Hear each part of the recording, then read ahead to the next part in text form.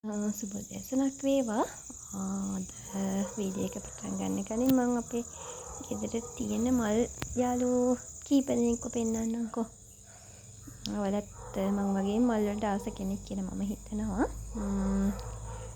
මට ලස්සනයි ඉතින් මේවා. ඔයාලා දන්නවනේ ඉතින් ගෙදරක මලක් හිටුවම මේකේ මල් පිප්පුනහම කොච්චර සතුටක් දැනෙනවද කියලා. ඒ නිසා තමයි මම වීඩියෝ එකට මේ ටික එකතු කරන්නේ. එහෙම තමයි තියෙන්නේ. ඉතින් ගොඩක් තිබුණ ඇන්තෝරියම් වල මේ ටික මැරුණා. දැන් ආයේ මේ හිටවලා පැල බෝකඩ ගන්න ගමන් තමයි තියෙන්නේ ඔය ඕකිඩ් මල්. අපේ මේ මල් තියෙන්නේ.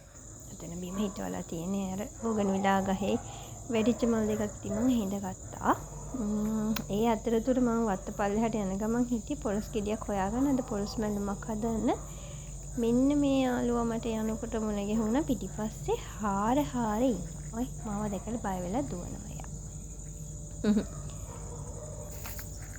මෙයා ගොඩක් වෙලාවට අපේ වත්තේ ඉන්නවා. මේ ඉතින් මම පොලස් ගෙඩියක් ගහගවට ගියාම පාත එකක් තියෙනවා. අතින් කඩන්න පුළුවන්. අතින් කඩන්න කියන්නේ පීය දික් කරාම ගැහුවාම කැඩෙනවා. කැඩේ කියලා මම හිතනවා. ඒක කඩාගෙන ආව ඕන්න මං ඉතින්. කපලා දැන් මේක කපන්න ඕනේ. මේ විදිහට කපා ගත්තා මම. කපලා සිහින්ද ලියා ගන්න ඕනේ. කෙනියට ලියාගෙන දැන් පොලස් මැල්ලුම හදන හැමෝම දන්නවනේ. දැන් මේ විදිහට මම රවුම් විදිහට කපා ගත්තා. කපන්න ලේසියිද? මොනවාද? කහට පිපෙනවනේ පොලස් කියන જાති ඉක්මනට. කහට පිපෙන දෙයක් පොලස් කියන්නේ. කහ අත ගන්න ඕනේ. දැන් මේක කපලා දාලා කහ අත කොයි තියෙන කහ තැම්බෙන්න දාන්න ඕනේ දැන් මේක මම. තැම්බෙන්න දාලා මේ තියෙන 3-5 එකතු කරලා පොල් දාලා කොටාගෙන අරකට දැන් මම තඹ ගත්තා. ඒ තඹ ගත්ත එකට මික්ස් කරලා මලව ගැනීම කරන්න ඕනේ. පොල් තියෙනවා. තඹ ගත්ත පොලස් කැබලි ටික තියෙනවා. ඒ ටික දාලා මලව ගන්න පුළුවන්. මේකෙන් අනාගත වෙනවා කොටලා. හරිම රසයි මම කෑවා ඉතින් රසට තිබුණා මට රසයි. ඔයගොල්ලොත් මේ විදිහට හදලා බලන්න. Thank you වීඩියෝ එක බලුවට.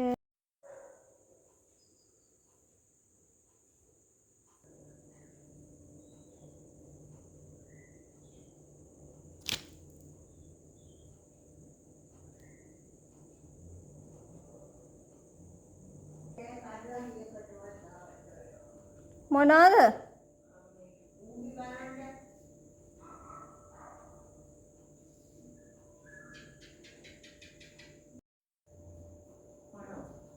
අනේ බලන්නකො සුදෝ මේ